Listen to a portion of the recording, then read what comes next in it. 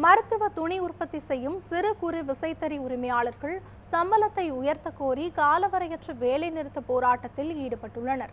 விருதுநகர் மாவட்டம் ராஜபாளையம் அருகே சத்திரப்பட்டி, சங்கரபாண்டியபுரம், அய்யனாபுரம், சமுசிகாபுரம் பகுதியில் 500க்கும் மேற்பட்ட விசைத்தறி உரிமையாளர்கள் மருத்துவ துணி உற்பத்தி செய்கின்றனர்.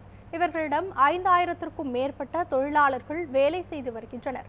விசைத்தறி தொழிலாளர்கள் மற்றும் சிறு குறு விசைத்தறி உரிமையாளர்களுடன் 3 ஆண்டுகளுக்கு முன் போடப்பட்ட ஒப்பந்தம் காலாவதியான நிலையில் புதிய ஒப்பந்தம் தொடர்பாக பேச்சுவார்த்தை நடத்தப்பட்டது.